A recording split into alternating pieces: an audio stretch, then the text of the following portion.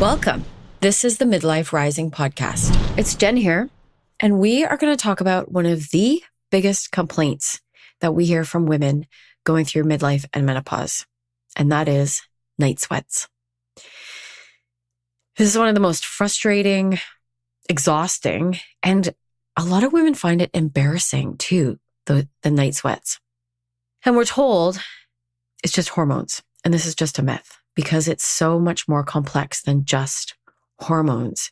Today, we're going to talk about the physical, emotional, and spiritual layers of the night sweats, because as we've talked about before on this podcast, we don't believe that night sweats and any of the menopause symptoms are just a symptom. They're actually a message from your body telling you that something else is out of balance. So we will dig into all of that today. We're going to talk about what you might be experiencing, some of the common mistakes that we make to try to fix it, what's really happening, and how to finally find relief. So if you're having night sweats, or if you know somebody who is, then tune in. You're a woman over 40 who spent your life being the one who holds it all together. But now your body's changing and your soul is done pretending everything is fine. Welcome to Midlife Rising. We're your hosts, Sherry and Jen, twin sisters and modern medicine women, here to help you rewire your stress response, balance your hormones, and reclaim your feminine power. Every episode is a rebellion against the rules you never agreed to and a return to yourself. Join us where midlife isn't a crisis, it's a catalyst. Okay, Cher. Hey, we haven't been talking very much this week, so we do need to say hey today. Yeah.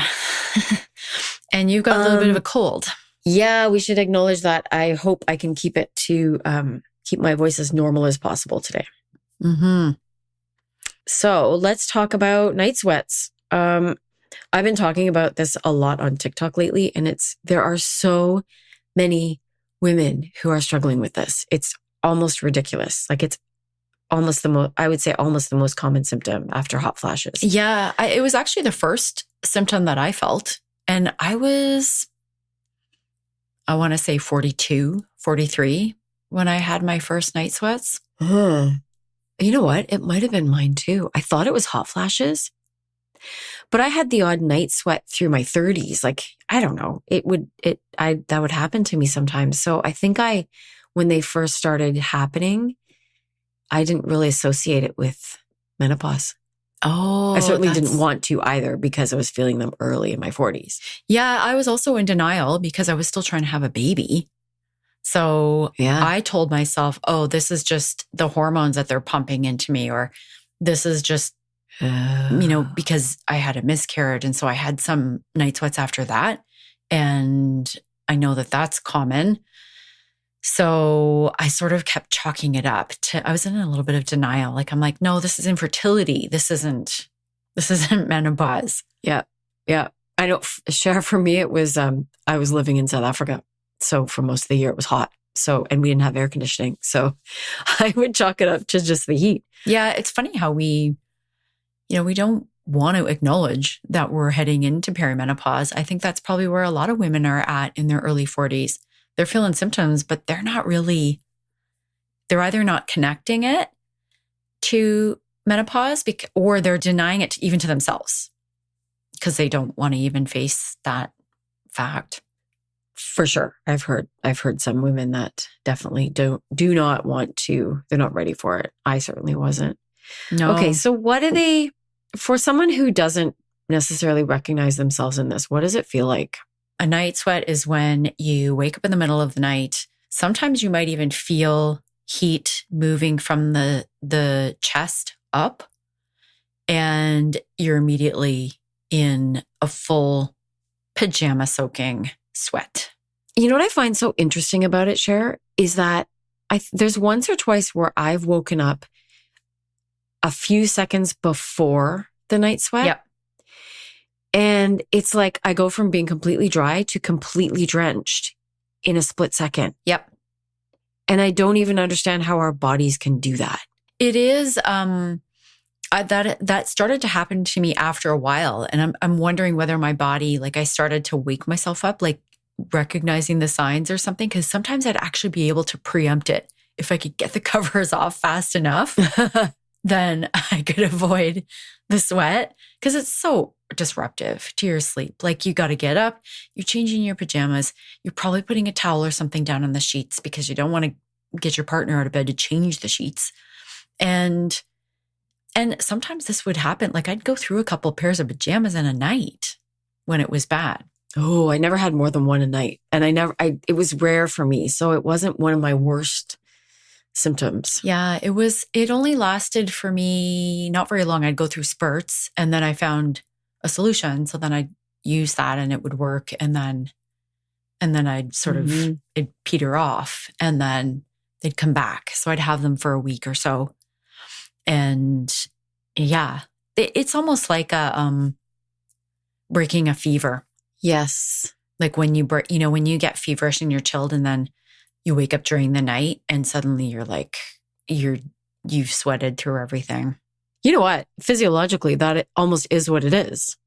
Yeah. It's your body, like it's your thermostat heating up your entire body so that you sweat something out. I mean, there's no bacteria to sweat out in this case, but it's kind of the same function almost. Yeah. I mean, it's all related to that part of your brain that controls your temperature. So is there anything else that it feels like that we haven't said? I don't think so. I mean, the fallout from that is just exhaustion during the day. And it can be really frustrating. You end up, you're irritable. And so there's some of that, like that sort of the consequences of your sleep being disrupted. Often, Cher, I found that I couldn't fall back to sleep because I was up. Yeah. And probably cortisol was running and like, I will get to it later. I guess cortisol is probably involved. It is. Okay. Then what are most people doing to try to fix this? I think a lot of the time they're chalking it up to hormones and not actually doing anything to fix it. So just let me get through this. Maybe they're going on HRT, like maybe they've brought it to the doctor and they're going on HRT, or they're doing something external. So, turning on the fan, getting cooling sheets and cooling pillowcases, putting the pajamas right next to the bed so they don't have to get up. And, just some of those external things to manage them, which don't actually really work that well. If you're listening to this and you've experienced a night sweat, those things don't actually seem to do much at all. Well, they don't stop it from happening. They can, no. Usually, no, it doesn't matter what kind of blankets you've got on. At least it didn't matter for me. It's not actually external heat that's causing the problem. It's within your body. So if it's not external, what's the internal problem? I'm going to try to sum this up because it can get fairly scientific. And there's actually a lot of explanations. There's, estrogen fluctuations, which actually, let me preface this by saying, I think the mistake that we make is assuming that it's just low estrogen, it's just this one hormone that is the problem in perimenopause and menopause. And what I don't think that doctors make clear is that your hormones are all linked. So your estrogen is linked to progesterone, and your progesterone is linked to cortisol, and your cortisol is linked to, there's a whole ecosystem of hormones that are all interacting with each other. And there's, the hypothalamus, which is actually located up in the brain, that helps to control your temperature. That interacts with estrogen. There's also there's chemicals and hormones that are all interplaying with each other. It's no one thing.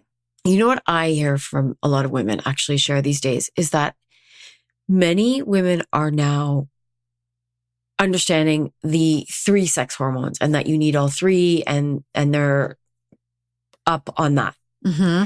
But what they're less aware of is that interaction with cortisol and insulin. and the other neurotransmitters that are in our bodies, serotonin, dopamine, the effects of those. So they're kind of thinking of it as, okay, I'm not just going to take, like, they know that they don't just need estrogen. They know they need progesterone and sometimes testosterone too. They're not thinking about all the other things that are interacting. I think that's the difference. Yes. And you and I have talked about this on the podcast before. Estrogen impacts your insulin. So then insulin interacts with your blood glucose and cortisol. Cortisol and insulin are what manage your blood sugar, your blood glucose. So if estrogen is low or high, it's going to affect your insulin, which is then going to affect your blood glucose and your cortisol. So you can't have something go wrong with one that's not going to have some sort of impact on another. And you also, which also leads me to say, like, you can't just take hormone replacement therapy and take estrogen because that estrogen is not necessarily, it may help with the low estrogen if you're topping up your estrogen, but there's all these other hormones that are out of balance. If you're not doing something about them, then you're just going to experience other problems. That is one of the biggest misconceptions out there, is that in midlife, our problem is just sex hormones, when actually the bigger problem is the cortisol that has been running in our systems that we think is normal. And it's just the way that we live now. So everybody thinks like, oh, I'm not that stressed. If they're not like under a huge amount of pressure at work, then they're sort of going, oh, I'm not stressed. And it's not just, it's not just work pressure. There's all kinds of other stressors in our lives, like just light stimulation, noise stimulation, like all of those things. Our bodies are just not used to that. So those are going to increase your cortisol and you're not even thinking about those stressors. No, I certainly wasn't way back, like 10 years ago. I wasn't. I didn't know. Yeah. We sort of just think, oh, well, isn't this just what we all go through? Like we all have a little bit of stress and it's no big deal. And it is. It's actually cortisol. So again, there's a few different explanations for night sweats, and certainly your internal temperature in the hypothalamus is affected. Thyroid also comes into play. That also plays a role in managing your temperature. But what I have found works the best is when you get your cortisol under control and your blood glucose. That's what worked for me. Yeah. And there's a couple things that can happen that are related to your adrenal glands. One of them is that, first of all, you can actually get adrenaline spikes during the night, which causes, they're like just little spikes of adrenaline, which comes from the adrenal glands. And that causes vasodilation and then sweating. And then also if your cortisol rhythm is off. So if your blood glucose is low, then cortisol is going to kick in to bring that up if you don't eat. And that cortisol can sometimes cause stress activation, and then there's a reaction. Yeah. The times when I do get them, it was usually when I snacked badly before I ate carbs for dinner. And then my blood glucose was all off. My husband bought me a birthday cake. And so we've been eating birthday cake all week after dinner. And I'm starting to feel like I had to change my pajamas last night. And I thought to myself, oh, okay, I've got to get this back. My blood glucose is likely dipping in the night. And isn't that amazing that just eating birthday cake before bed a couple of days in a row is what's doing it? Yeah. Well, admittedly, it's been 4 days. It's birthday cake. It's birthday week. And there's only 2 of us. So we had a lot of cake to eat. Maybe next year a cupcake. And it was a really darn good cake. So anyways, it is now gone. And I'm back on the not eating cake after dinner. What a lot of women notice. First of all, there's a couple of things I want to say about that. First of all, a lot of women notice that night sweats they'll often come in the beginning of the evening. The beginning of the night, you mean? The beginning of the night, like the first couple of sleep cycles. Oh, okay. So like, what is that? The first couple hours? Well, it depends on what time you go to bed. But yeah, like I would get them, like if I went to bed at 9:30-ish, I'd wake up at about midnight. So like say 2.5 hours in. So a couple hours in. And then if I had 2, then the next one would come at 2 a.m. And then I'd be up for 2 hours. Oh, which is your next sleep. If a sleep cycle is 2.5 hours, it's the next cycle. They're usually about an hour. Well, the sleep cycles aren't necessarily all the same length, but they tend to be about 90 minutes. Oh, I thought they were longer. Okay. They can be longer, but they can also be shorter. The other thing that I found really interesting, though, when I first started getting night sweats was I learned that men can have them also. And it's not because they're in menopause, it's because of their cortisol. They're stressed. Okay. Well, and that just goes further to support the case that cortisol is the problem. It's not sex hormones that are the problem. No. And they can be because as I said, they're all interrelated. They're all linked. They're all interacting with each other. Yeah. And we know that estrogen and progesterone sort of act as a buffer for cortisol. So they keep your cortisol a little more balanced before midlife. Something we didn't talk about though, Jen, those are all the sort of physiological reasons for night sweats. But there's also, you and I talk about the emotional connection and the spiritual connection. And I find, I don't know, I'm going to challenge our listeners to really pay attention to when night sweats are the worst, like when they're getting multiple ones per night, or, maybe they go a few days without them. Start paying attention to what they're eating, first of all, and then what their stress levels are like. So if they've had a particularly tough day, is that a night then when they get a night sweat? The other time that night sweats can come on is when there's emotional stressors. So anxiety and overwhelm, of course, is like there's your stress, but there's also suppressed anger and resentment. Because anger is a hot emotion. Yeah. It's interesting. When you start to think about what do we associate the emotions with? And anger definitely is like we talk about having a hot temper. It's a hot emotion. And then a fiery temper. Yeah. And then there's other emotions that we might think of as cool emotions or neutral or warm, like maybe there's warm emotions as well. So we can learn a lot just by listening to our language about emotions. And if I think back to when I had my worst hot flashes, or not hot flashes, night sweats, when I had them the most often, which was still not that often, but it was when I had a 6-month UTI, which was also the same time that I was very pissed off at my PhD professor. Yeah, there's anger. So I was holding that anger, obviously in multiple places in my body, like in my bladder, which is literally being pissed off. We've talked about that. And also like that the night sweats were probably my body trying to release it. Exactly. Your body's trying to release something so getting into the spiritual and energetic.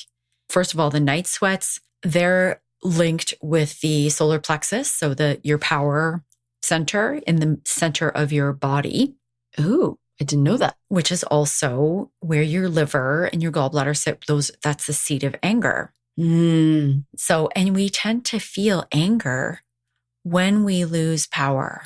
So when someone oversteps a boundary, when there's some sort of injustice, when we feel a loss of power, we get angry. When we feel like our power has been taken away. And especially if we suppress it, that anger needs to get out. So night sweats are about release. You're releasing heat. I never thought of it. And I wouldn't have thought that they would be solar plexus related.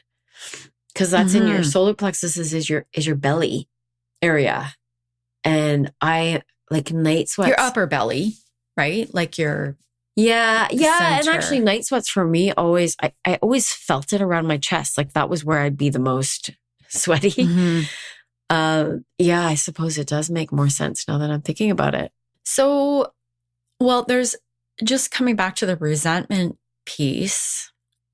We often in midlife get resentful. And it rises because those nurturing hormones begin to, there's always there's a physiological and an emotional and a spiritual or energetic connection.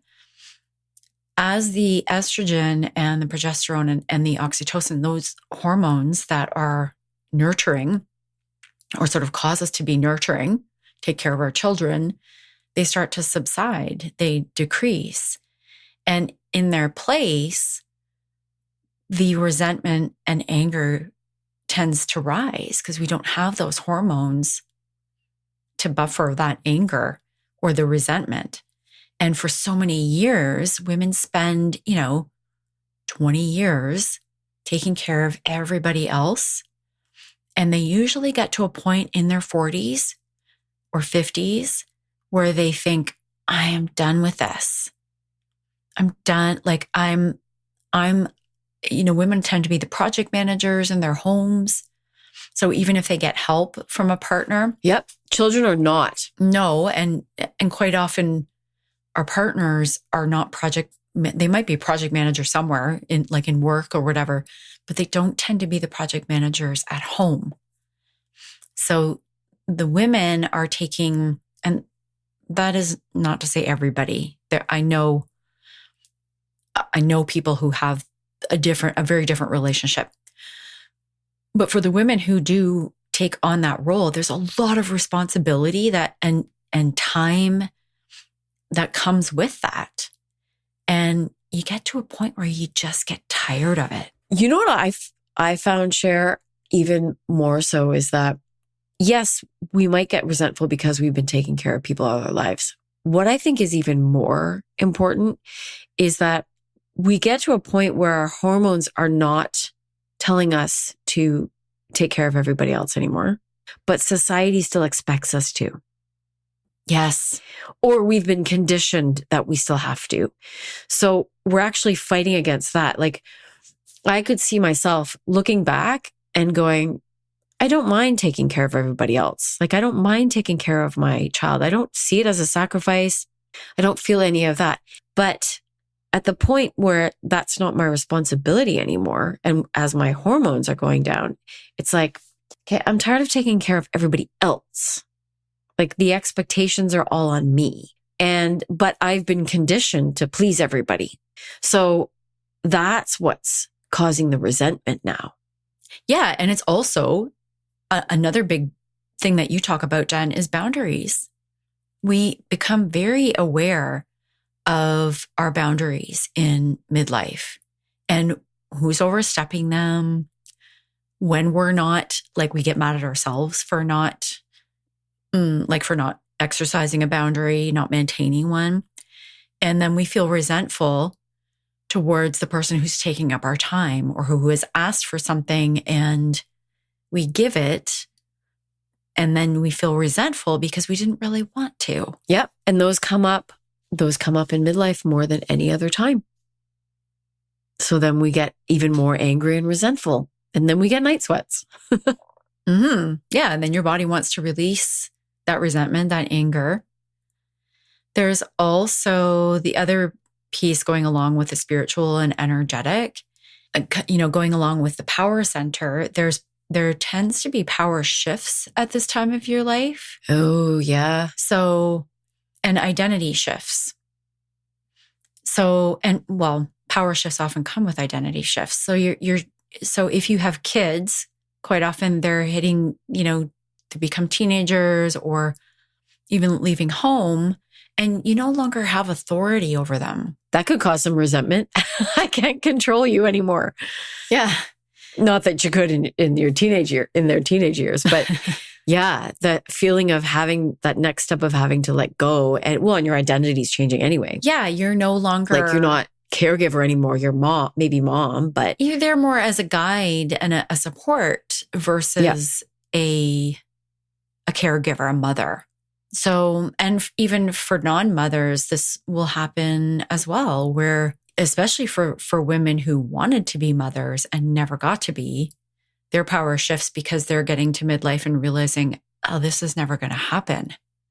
So now they have to let go of this identity that, oh, I always thought I'd be a mom, and now I'm not going to be a mom anymore. So do you think that just the shift, like it doesn't matter what the identity is, the shift can be related to the symptoms or the night sweats specifically, just because like sweating is a release of emotion? It's a shedding. It's a release of energy. It's an energy release. Yeah. Yeah. So spiritual, emotional, and physical symptoms, I suppose, and root causes to night sweats. Okay, let's talk about what our listeners can do to get some relief from this, to really finally get some real relief. Yeah, so we can talk about all the, like those three facets also. So in a physical standpoint. Let's start with the physical, because that's what they're going to want to hear first. So stabilizing blood sugar. We've talked about this before, even on our last, maybe it's 2 episodes ago, where stabilizing your blood glucose starts first thing in the morning with a protein and fat-rich breakfast. And we'll link up the link to our breakfast guide to midlife in the show notes here. Yeah. Starting the day with carbs raises your blood sugar and sets you on a whole cycle of high insulin crash. As soon as it carries on into snacking at night, then you've got the night sweats. Yeah, in the evening, it's helpful to stop eating early. So if you can, stop eating at dinner time, because it's the nighttime snacking that causes your blood glucose to go off. And that's what's going to get your insulin and cortisol going again. So any processed snacks at night, that tends to be what we reach for in the evenings after dinner, right? Yeah. And I want to just dig into that a little bit, because what I've heard from some women lately is like they used to want chips, and now they've switched to popcorn. And I said, well, that's not really going to help. No, it feels like a healthier choice, but it's actually, popcorn is a very quickly digestible carb. Yeah. It turns into sugar really fast, and it's going to raise your blood sugar. Yeah.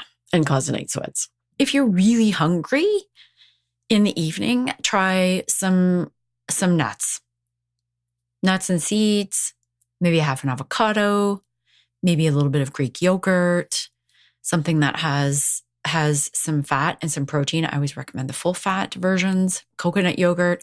In fact, for Greek yogurt, it has to be full fat, because Greek yogurt will raise your blood sugar if it's not full fat.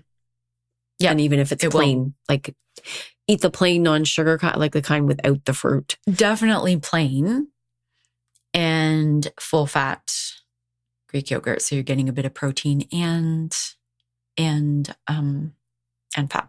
Of course, there's a few of those other external things like cooling bedding and some of those other things we talked about earlier that help from an external perspective. Oh, and magnesium. Magnesium is probably one of the most innocuous supplements. So I feel fairly safe to say most women need magnesium. And taking magnesium before bed, magnesium bisglycinate in particular. Yeah, don't get the one that ask your pharmacist, because you might get the one that also acts as a laxative. That happened to me at one point, and I was like, what is going on here? Yeah. So magnesium, we tend to think of it as calming, but it's also blood sugar stabilizing. I did not know that. And it's also something that the adrenal glands will sort of use up, for lack of a better term, layman's terms. And so a lot of women are deficient in magnesium. Yeah, because we're all so stressed. Yeah. Yeah. Yeah. The more stressed I get, the more my legs ache. And that's my sign. I need magnesium. From a physical standpoint, I mean, we have a whole process for this. Those are, I don't want to overwhelm people in a 45-minute podcast. Those are some easy steps that you can take. Switch your snacks to something that's high in protein and high in fat, and see if you can avoid the nighttime snacking period, and then take magnesium. Those are a couple of easy steps. Okay. And so that's the physical. So emotional or, calming the nervous system is really important to keep your cortisol down. Your cortisol should naturally decrease at bedtime, but what happens with so many women, they're getting back on their phones or checking email before bed, and it just ramps back up again. Especially if it's work emails. Definitely. And even just getting onto social media these days, you can get pretty fired up right before bed. Watching like certain TV shows that can get like... Oh, it's the worst for me. Yeah, me too. I start to like think about them when I'm sleeping. So really, bringing down the volume, bringing down the lights, just like downshifting before bed. Breath work, taking some deep breaths, maybe doing some gentle stretching, like all of those things, turning your phone off, turning down the lights, telling your body that it's time to rest, and really allowing your body to feel safe to go to bed. There's a thought. Yeah. Yeah. Most of us don't feel safe going to bed because we think we haven't finished our to-do list. It doesn't feel safe. That is so true. No wonder we can't sleep at night. So you might try. So the more you're on your phone, the more you can't turn off because you're worried that you shouldn't be turning off. I always, everybody talks about like the blue light from phones and screens and all that. I hadn't thought about it that way, that it's actually just like that checking emails and phones and social media is actually just telling our body that it's not safe to turn off. When we didn't have phones, I remember those days. They weren't that long ago. I know. I didn't have a laptop and I didn't have a phone. I would just read a book before bed. Yeah. I would just maybe I'd watch a show, but when I left work, I left work. I know. Now it's just, you're constantly, it's available to you at all times. I know. So yeah. You want to talk about spiritual relief maybe as well? There's a couple things. Touch on one or two of those and then I'm going to wrap it up. I would say the two things here are just breathing. So breathing into your belly, allowing the belly to expand. We talked about earlier that the night sweats are associated with the solar plexus. So can you take a big yoga breath, like into the belly, letting it expand, exhaling? That's sort of clearing that chakra. And then, maybe it's something as simple as saying like a little mantra. I release what is no longer serving me. I release what I no longer need. And just say that little prayer or mantra before you go to bed. So you're releasing that energy. I often just blow out the day. Like I take a big belly breath in, and as I'm releasing that breath, I just think I am putting my whole day and everybody in it into like a circle of light in front of me.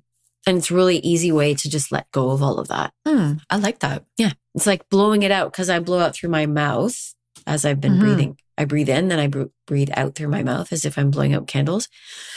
And and just like, I imagine people coming out with my breath, people I want to release, TV shows, work, things to do, all of it. I bet you that's actually pretty powerful. It works for me. Yeah. Okay. I'm going to try that. All right. So I guess to sum it up, what we've kind of said here is night sweats are not a simple issue.